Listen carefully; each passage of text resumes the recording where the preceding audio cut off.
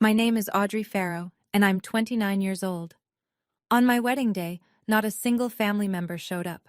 Not even my father, who promised to walk me down the aisle. My mom, my dad, my sister, they all left for my sister's baby shower. Same day. I held my own bouquet, walked myself past 80 guests, and married the love of my life with one person on my side of the church, my 78-year-old grandmother, sitting alone on an empty pew. The next morning, I posted one photo on my Instagram. Within an hour, 417 missed calls and texts. But before I get to that photo, let me take you back to the beginning. To the girl who spent her whole life being the daughter nobody needed to worry about. My sister Lydia is 4 years younger than me. In our house growing up, that gap might as well have been a canyon, with Lydia on the sunny side and me on the cliff. I don't mean she was cruel. Lydia was just the center. When she cried, my parents ran. When she smiled, the whole room exhaled. And when I did anything, honor roll, first job, scholarship applications, the response was always the same polite nod, like I'd told them the weather. Here's what I remember most. The night I graduated high school, top 10%, cord around my neck, the whole thing. My parents drove me to the ceremony. Dad sat in the third row. Mom was next to him. I walked across that stage, shook the principal's hand, and looked out into the audience. Their seats were empty. I found out later that Lydia had texted Mom halfway through. "I don't feel good. Can you come home?" She was 14. She had a headache. My parents left my graduation for a headache. A year later, I got hired at a veterinary clinic in Milledgeville, my first real job, the thing I'd wanted since I was 11. I called Mom to tell her. She said, "That's nice, honey."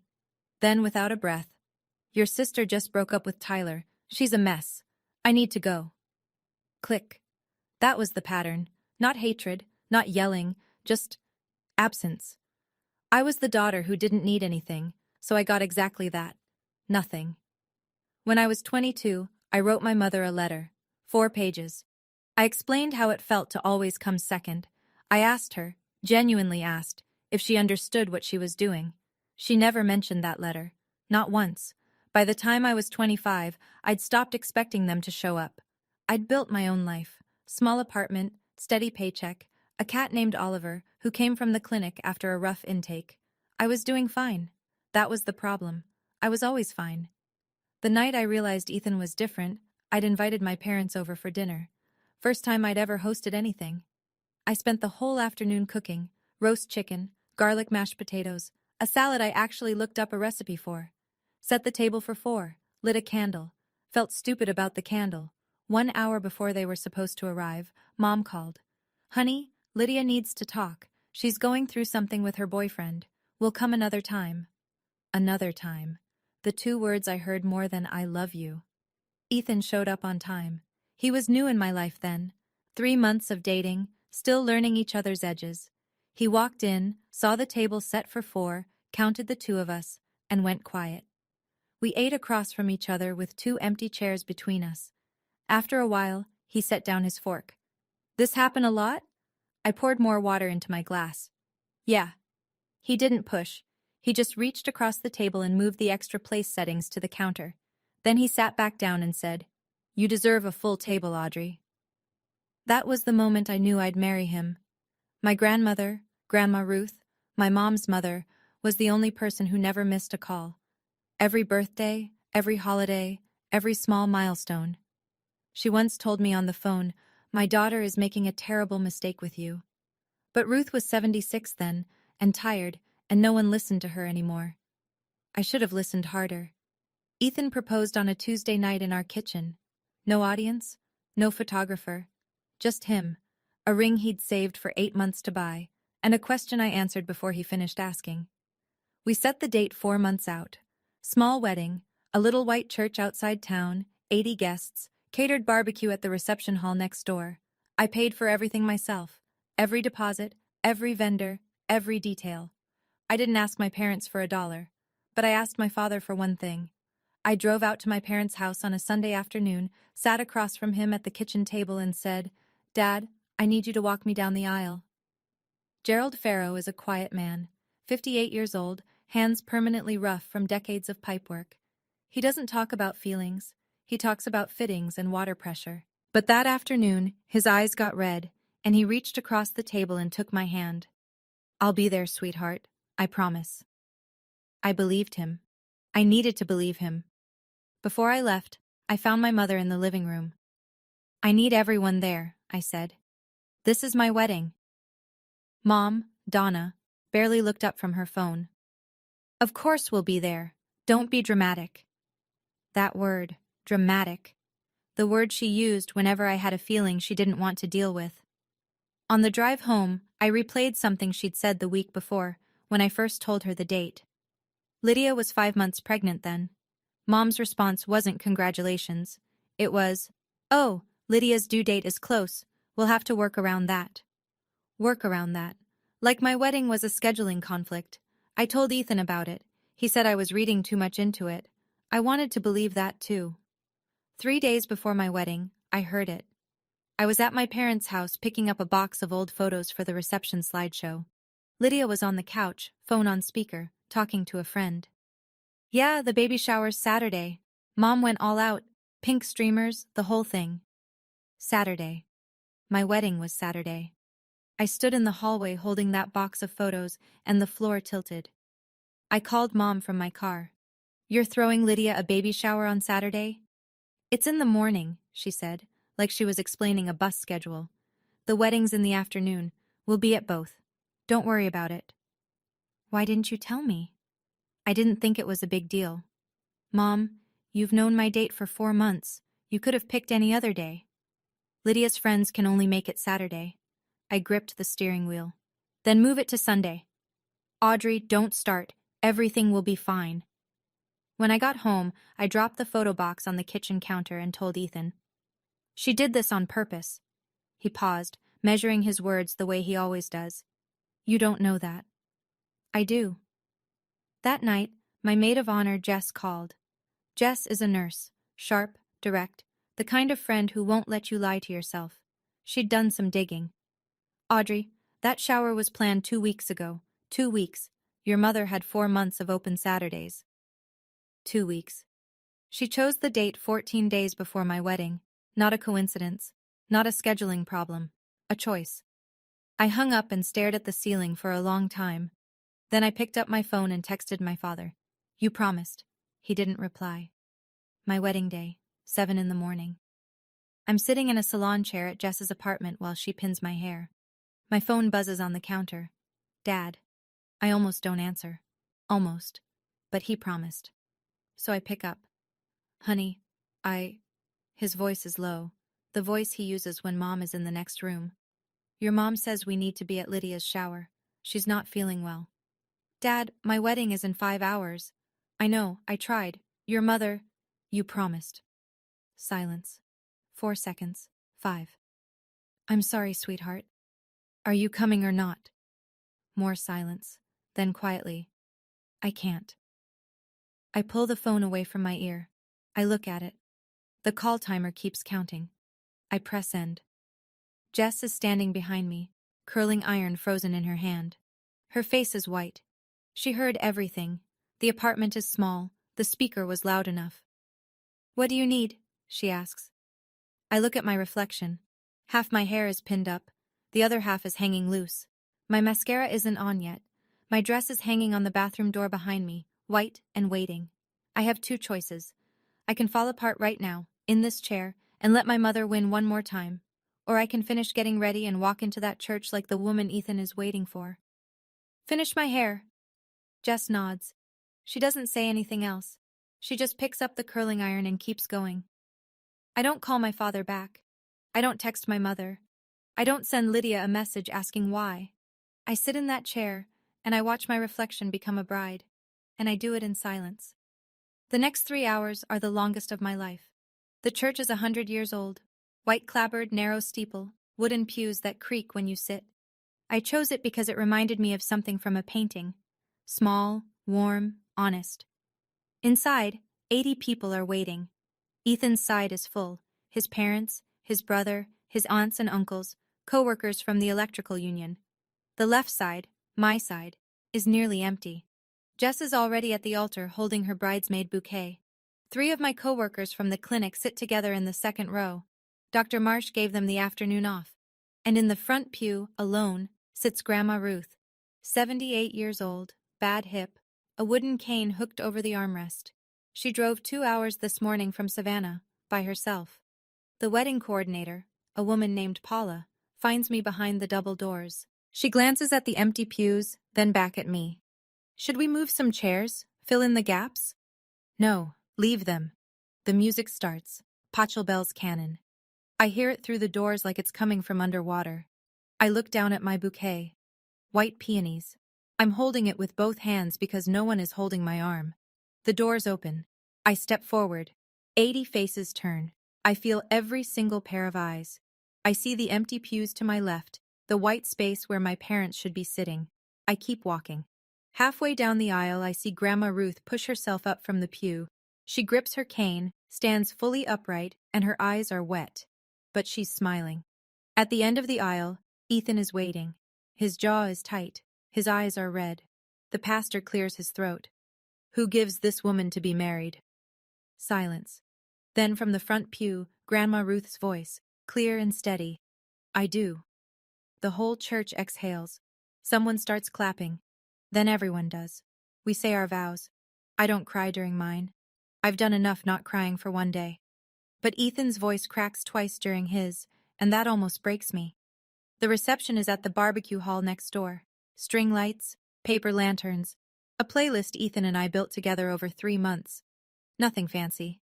But it's ours. Jess gives her toast first. She holds her glass steady, looks right at me and says, Audrey Farrow is the strongest person I know. She never asks for anything, and today she didn't have to. Everyone who matters is in this room. The room goes quiet, not awkward quiet, the kind of quiet that means people understand something without needing it spelled out. Then Grandma Ruth dances with me. A slow song. What a wonderful world. She can barely move her left hip, so we mostly just sway. She holds my hand the whole time. People take photos. Some of them are crying and they barely know her. Later, our photographer Mike pulls me aside. He's scrolling through his camera, and he stops on one image. It's me, standing at the edge of the aisle, bouquet in hand. Behind me, the pews on my side stretch back. Empty, every single one, except the front row, where Ruth sits small and alone. Afternoon light pours through the stained glass window, casting soft color across the white wood. This one's powerful, Mike says quietly. You might want to keep it. I stare at it for a long time. Then I nod and walk back to the dance floor. That night, after the last guests leave and Ethan and I are alone in his truck in the parking lot, he asks, Are you going to tell anyone? About your family? I lean my head against the window. I don't need to. They already know. Mike emails me the full gallery at midnight. I don't open it. During the reception, I catch pieces of conversations I'm not supposed to hear. Ethan's brother's wife, standing near the dessert table, leans toward Jess. Where's Audrey's family? Did something happen? Jess doesn't flinch. They had other plans. The woman blinks. Other plans? On her wedding day? Jess picks up a plate of peach cobbler. Yup. She walks away. Near the bar, 2 of Ethan's uncles are talking low. One of them shakes his head. The girl walked in alone, nobody on her arm. You see her side of the church? The other one drains his beer. I've been to a lot of weddings, never seen anything like that. My boss, Dr. Lena Marsh, a veterinarian who's been running the clinic for 20 years and doesn't suffer fools, finds me near the photo booth. She pulls me into a hug, tight, the way she hugs the dogs after surgery. I'm proud of you, she says into my ear, and I am furious for you. I nod into her shoulder. Later, the part that stays with me, Grandma Ruth pulls me behind the dessert table, gripping my elbow with her small, bony hand. I called your mother this morning, she says. I told her, if you miss Audrey's wedding, don't call me again. Do you know what Donna said? I shake my head. Stay out of it, Mother. So I got in my car at 6 in the morning and drove 2 hours to be here. Ruth straightens her back. I will not miss this day. Then she tells me something that hits harder. Your father wanted to come. I heard him say it, through the phone in the background. He said, I should be there. And your mother told him, if you go, you're choosing Audrey over this family. I hold Ruth's hand. I don't let go for a very long time. Danny, Ethan's best man, a guy built like a refrigerator with the personality of a golden retriever, gives his toast at the end of the night. He starts funny. A story about Ethan accidentally electrocuting himself on a job site and refusing to go to the hospital. The room laughs. Danny is good at this. Then he shifts. And to Audrey's family, he pauses, looks at the empty chairs at the family table, the ones with reserved signs no one collected. He takes a breath. To the people who are here, you are her family now. No one claps. The room goes completely still. Grandma Ruth, at her table, closes her eyes and nods once. After the toast, a woman I don't recognize approaches me. She's older, silver hair, kind face. Turns out she's Carol, a friend of Ethan's mother. Sweetheart, she says, taking both my hands, I don't know what happened with your parents, but I want you to know. You looked beautiful walking down that aisle. Thank you. She holds my gaze. Alone. The word hangs there. She means it as compassion, but it also lands as confirmation. 80 people watched me walk without my father. 80 people know my family wasn't there. The story is already loose in the world, carried in whispers and sidelong glances and half-finished sentences. I don't need to tell anyone. The empty pews told them. That night, back at home, Ethan sets his phone on the nightstand and says, Mike sent the full gallery. Want to look through them? I pull the comforter up to my chin. My feet ache. My heart aches more. Tomorrow. He turns off the light. I lie in the dark, staring at the ceiling, replaying Ruth's words. If you go, you're choosing Audrey over this family. My father chose. Okay, I need to pause here for a second. My dad looked into my eyes, held my hand and said, I promise. And then that morning, he called to cancel. Because my mother told him to go to my sister's baby shower. If your father promised to walk you down the aisle on your wedding day and didn't show up, what would you do? Drop it in the comments. And if you haven't subscribed yet, hit that red button now. Because what comes next hits even harder. Sunday morning. Ethan makes coffee while I sit cross-legged on the couch with my laptop. The email from Mike has 214 photos. I scroll slowly.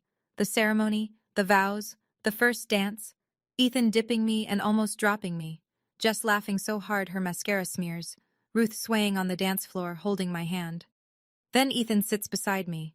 He reaches over and stops my scrolling. That one. I look. It's the photo Mike pointed out at the reception.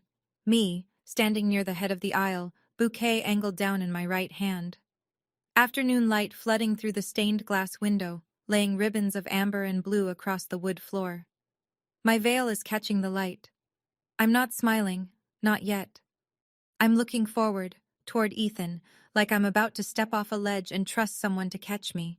And behind me, the pews. Row after row on my side, everyone empty.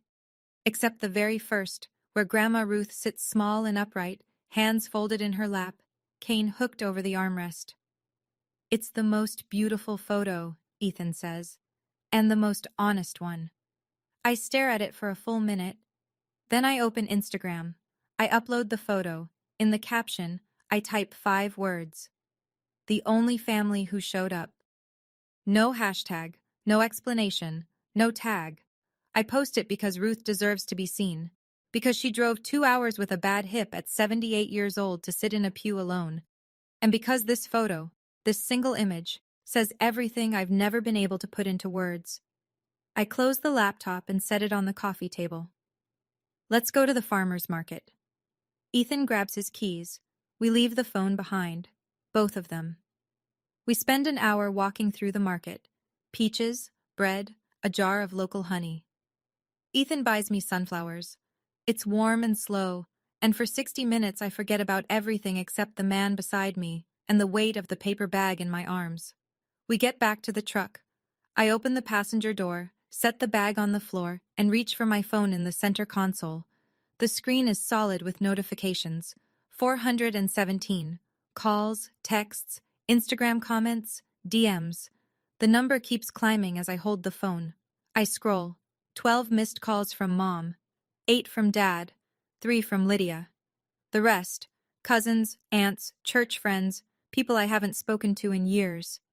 Jess has texted 14 times. The most recent one, in all caps. Your photo is everywhere. Your mom's friend Linda shared it on Facebook. Then someone from church reposted it.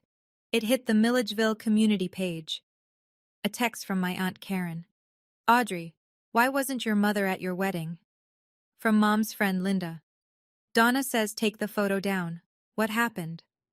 From a cousin I haven't seen since Thanksgiving 4 years ago. Just saw your wedding photo. That's heartbreaking. Are you okay? I keep scrolling. The messages blur together.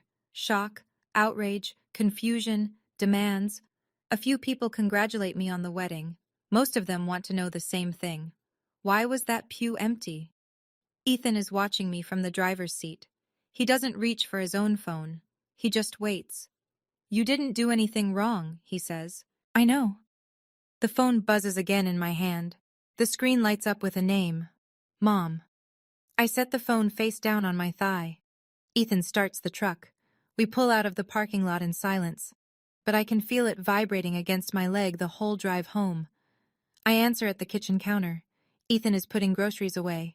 He stops and leans against the refrigerator, arms folded, watching. Take that photo down. No hello. No, how was the wedding? No congratulations. Just, take that photo down, now. Which photo? You know which one. You're embarrassing this family. I set my bag of peaches on the counter. I posted a photo of my wedding, Mom. You're not in it because you weren't there. I told you we'd come after the shower. Lydia wasn't feeling well. You know how she gets. You promised to be at my wedding. You chose a baby shower. I didn't choose anything. Your sister is 7 months pregnant and she was nauseous all morning. What was I supposed to do? Leave her? You were supposed to be at your daughter's wedding. Silence. Then Donna's voice shifts. Lower, shakier, the tone she uses when she's about to redirect the entire conversation onto herself. I can't believe my own daughter is doing this to me. After everything I've done for this family, all the years I held things together, and this is what I get? I close my eyes. I've heard this script before. Every confrontation, every time I push back, the same pivot. Her pain, her sacrifice, her version of the story. This isn't about you, Mom. The photo is about Grandma Ruth. She drove 2 hours. You couldn't drive 40 minutes. Donna's voice turns sharp. Your grandmother had no right. She had every right. She showed up. I hear Mom inhale, fast, like she's about to launch into something. I don't give her the chance. I have to go. I hang up. Ethan is still leaning against the refrigerator. He doesn't say anything. He just pulls me into a hug and holds on until I stop shaking. 2 hours later, my phone rings again. Dad. His voice is different from Mom's. No demands, no accusations. Just the flat, hollowed-out sound of a man who knows he did something wrong but has no idea how to say it. Audrey, I should have been there. Yeah, you should have. Your mother was worried about Lydia, the baby. Dad, Lydia is 7 months pregnant, not in labor. It was a baby shower, with cupcakes and balloon animals. He doesn't argue. That's the thing about my father. He never argues. He just absorbs everything, like a sponge that can't wring itself out. You looked me in the eye, I say. At the kitchen table. You held my hand and you promised. I remember. Then you know I don't have anything else to say. Another pause. I hear him swallow. Can I make it up to you? The question sits between us like a stone. I turn it over in my mind. Make it up, like he missed a school play, like he forgot to pick me up from soccer practice. How do you make up missing your daughter's wedding? He doesn't have an answer. I knew he wouldn't. I love you, Dad, but I can't keep pretending this is okay. I've been pretending my whole life and I'm done. Audrey, I mean it. I'm done. I press end. The screen goes dark. I set the phone on the counter and push it away from me like it's something hot. Ethan is in the doorway. He walks over, pulls out the chair next to me and sits down. He doesn't say anything. He puts his hand on my shoulder and leaves it there. Outside, a cardinal lands on the fence post. It sits for a minute, tilts its head, and flies away. I don't open Lydia's messages until Monday morning. 3 texts, sent Sunday afternoon. The first? I can't believe you're making this about you. I'm pregnant. Mom was worried about me, and now everyone's calling me asking what happened. You're stressing me out and it's bad for the baby. The second? You could have just come to the shower too. We could have all been together. I read that line 3 times. You could have just come to the shower too. My sister genuinely believes I should have skipped my own wedding to attend her baby shower. That my marriage, the vows, the church, the 80 guests, the dress I saved 4 months for, could have been rescheduled around pink streamers and a diaper cake. The third text, call Mom, she's upset. I hand the phone to Ethan. He reads all 3. His jaw tightens. He sets it down and looks at me. Don't respond. I don't. 20 minutes later, Jess calls. You need to see Lydia's Instagram story. I open it. Lydia, face swollen from crying, real or performed I can't tell, sitting in Mom's living room. The camera is close, like a confessional. Caption. All I wanted was a peaceful pregnancy. She doesn't mention my wedding. She doesn't mention the shower. She just cries and says she's been caught in the middle of family drama and asks people to send positive vibes for the baby. She's making herself the victim, Jess says. She always does. But here's the thing, Jess continues. Everyone already saw your photo first. Her story has 12 views. Your post has 1,400. The math isn't mathing for her. I almost laugh. Almost. I close Instagram and put my phone in a drawer. I have a shift at the clinic in an hour, and there are animals that actually need me. My sister, she actually texted me. You could have just come to the shower too. My wedding, the day I'd waited for my entire life. And my sister thinks I should have canceled it to go to her baby shower. I want to ask you, if you got that message from your own sister, would you reply? Or would you go silent like I did? Tell me in the comments. And stay, because my grandmother is about to say the most important thing in this whole story. Sunday evening. The house is quiet. Ethan is in the garage, and I'm sitting on the back porch with Oliver on my lap when the phone rings. Grandma Ruth. Her voice is slower than usual, tired, I think, from the drive, but every word lands like she's been rehearsing it for 30 years. Don't take that photo down. Grandma, I'm serious, Audrey. I have been quiet for 30 years watching my daughter treat you like you don't matter. I should have spoken louder. I should have fought harder. I regret that more than you know. She pauses. I hear her breathing. That photo is the truth. And the truth doesn't owe anyone an apology. I press the phone against my ear. Oliver purrs against my chest. Do you know why I drove 2 hours? She asks. Because you love me. Because I wanted at least one person in this family to show you that you are worth showing up for. That you deserve someone in that pew. Even if it's just a tired old woman with a bad hip. My throat closes. My eyes burn. And for the first time since the wedding, the first time since that 7 a.m. phone call from my father, I cry. Not loud, not dramatic. Just tears, running down my face and into Oliver's fur, while my grandmother breathes on the other end of the line and lets me. You're strong, Audrey, she says softly. But you don't have to be strong alone anymore. Then she tells me one more thing. I told Donna before the wedding, if she missed your day, I'd be done with her. She missed it anyway.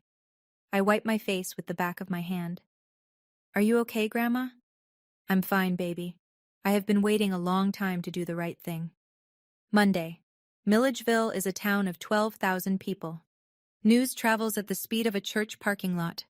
Donna goes to her weekly service committee meeting at Grace Baptist. 3 women she's organized fundraisers with for 6 years are already seated when she walks in. One of them, Margaret, who runs the potluck calendar, looks up and says, Donna, I saw on Facebook your daughter got married this weekend. Beautiful photo. Were you there? Donna sits down. There were some family matters, private. Margaret nods, but the nod is slow, and she doesn't look away. Nobody else speaks. The meeting starts. Nobody mentions it again, but I hear about it from Jess, who heard it from a nurse at the hospital whose mother goes to Grace Baptist. That's how small towns work. The information doesn't explode. It seeps. Gerald goes to the hardware store Monday afternoon. Bill Porter, a longtime customer, is at the counter. Heard your girl got married, Gerald. Congrats. Were you there? Gerald picks up his PVC fittings, pays in cash, and walks out without answering. At the clinic, Dr. Marsh finds me in the supply room restocking syringes. She leans against the doorframe. Your photo. Everyone here saw it. You don't need to explain anything to anybody. I wasn't planning to. She nods. Good. That afternoon, Jess sends me a screenshot. Donna has posted on Facebook an old family photo, me at 16, Lydia at 12, all of us smiling at the lake. Caption: Family is everything. Through thick and thin, no likes, no comments, just Donna, performing the version of our family she wants people to believe in. I stare at the screenshot. 16-year-old me grins back, unaware of what's coming. I close the message and go back to work. Tuesday evening, Donna calls again. This time her voice is measured, controlled. She's had 2 days to rehearse. I want to sit down and talk, as a family. Your father and I want to explain what happened. There's nothing to explain, Mom. You chose not to come to my wedding. It wasn't like that. You scheduled a baby shower on my wedding day. You knew the date. You had 4 months of Saturdays. Lydia is 25 and pregnant, not dying. She has a boyfriend. She has friends. She had a room full of people at that shower. She didn't need you that day. I did. Donna goes quiet. I can hear her breathing, quick, shallow, the way she breathes when she's losing control of a conversation. What do you mean you did? I mean I'm not calling anymore, Mom. I'm not coming to Sunday dinner. I'm not pretending everything is fine while you and Dad choose Lydia over me, every single time, and then act surprised when I'm hurt. Audrey, when you're ready to acknowledge what you did, not explain it, not justify it, just acknowledge it, you can reach out. Until then, I need space. You're cutting off your own mother? I'm not cutting you off. I'm stepping back. There's a difference. 5 seconds of silence. I count them. Then Donna hangs up. I set the phone down. My hands are steady. My voice didn't crack once. I didn't raise it, didn't curse, didn't say anything I'd regret. For the first time in my life, I told my mother exactly where I stand, and I didn't apologize for it. Ethan walks in from the garage, wiping his hands on a rag. You all right? Yeah, I say, and I mean it. 2 weeks pass. I don't call home. They don't call me. The silence is strange. Not peaceful. Not yet. But not as heavy as I expected. It feels like setting down a suitcase I didn't realize I'd been carrying. On a Thursday, a postcard arrives. No return address, but I know the handwriting. Small, blocky letters, the kind a man who works with his hands produces when he's trying to be careful. Inside the envelope, along with the postcard, is a folded check for $200. The postcard is blank. No message. Just the money. I write a note on the back of the postcard. I didn't need money, Dad. I needed you. I put it in a fresh envelope and mail it back. A week later, Lydia has the baby. A boy, 7 pounds, healthy. I order a set of blue onesies and a stuffed elephant online and have them shipped to Mom's house. I don't call. I don't visit. Jess tells me what she hears through the grapevine. Donna has been removed from the event planning committee at Grace Baptist. Nobody said it was because of the photo. They just said they were rotating leadership. But 3 committee members liked my Instagram post, and one of them, Margaret, commented a single heart emoji under the picture of Ruth.